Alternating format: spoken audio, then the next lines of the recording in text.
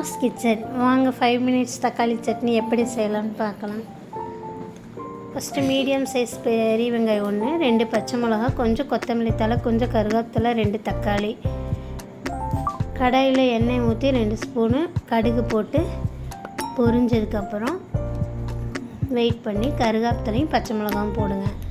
அது பொரிஞ்சதுக்கப்புறம் நல்லா அந்த பொரியணும், நல்லாயிருக்கும். பெரிய வெங்காயத்தை போட்டு நல்லா வதக்குங்க. கோல்டன் ப்ரௌனாக வர வரை வதக்குங்க.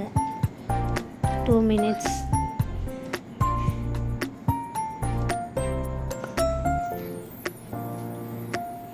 வதக்கி இந்த ஸ்டேஜ் வரும்போது தக்காளி அதில் போட்டுருங்க. தக்காளி அதில் போட்டு 2 கிளறிட்டு அதில் அந்த தக்காளி எடுத்த தண்ணி அதில் ஊற்றிடுங்க. தக்காளி வேகிறதுக்கு அதை ஊற்றிட்டு கல் உப்பு கொஞ்சம் போட்டு, தக்காளி அப்போ தான் சீக்கிரம் வதங்கும், கல் உப்பு போட்டால் தான். அதை போட்டு நல்லா வதக்கிட்டு 5 மினிட்ஸ் சிம்மில் வச்சு மூடி வச்சுருங்க. மீடியமில் வச்சு மூடி வச்சிட்டிங்கன்னா அது தக்காளி வதங்கிடும். நல்லா 2 நிமிஷம் வதக்கிட்டு மூடி வைங்க.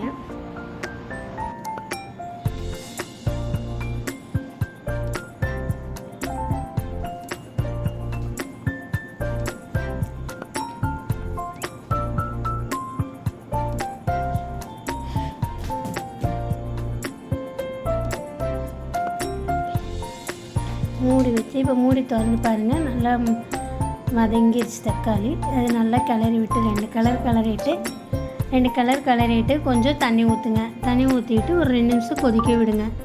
கொதி வந்துட்டோன்னே அந்த எண்ணெய் பிரிஞ்சு வரும் பாருங்கள் தக்காளி சட்னியிலேருந்து. அந்த ஸ்டேஜ் வரும்போது முட்டையை உடச்சி ஊற்றிடுங்க.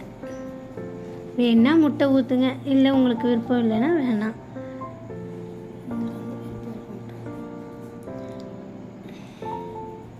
இந்த மாதிரி வரும்போது மூடி வச்சுட்டு ஒரு 2 நிமிஷம் அப்படியே விட்டு எடுத்திங்கன்னா பாருங்கள் அழகாக எப்படி எண்ணெய் பிரிஞ்சு வந்துடுச்சு. அதில் கொத்தமல்லி தழை போட்டு நல்லா கிளறி கொடுத்துட்டு அதில் ஒரு முட்டையை எடுத்து இப்போ உடச்சி ஊற்றிடலாம்.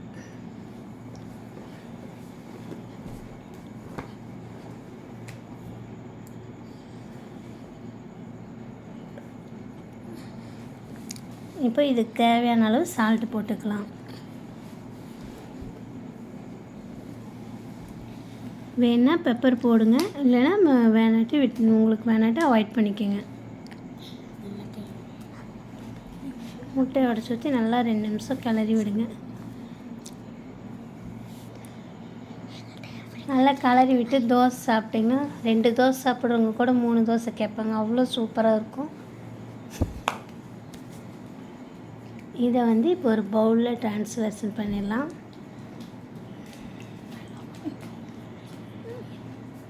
நல்லா வதங்கிடுச்சு பாருங்கள். இப்போ முட்டையும் தக்காளியும் கலந்து எண்ணெய் பிரிஞ்சு சூப்பராக இருக்குங்க. சாப்பிட்டு பாருங்கள், செஞ்சு பாருங்கள். உங்களுக்கு பிடிச்சிருந்தா லைக் பண்ணுங்கள், ஷேர் பண்ணுங்கள், சப்ஸ்கிரைப் பண்ணுங்கள். நல்லா வணங்கி இப்போ பவுலுக்கு மாற்றியாச்சுங்க. இந்த வீடியோ உங்களுக்கு பிடிச்சிருந்துச்சுன்னா லைக் பண்ணுங்கள், ஷேர் பண்ணுங்கள், அப்புறம் சப்ஸ்கிரைப் பண்ணுங்கள்.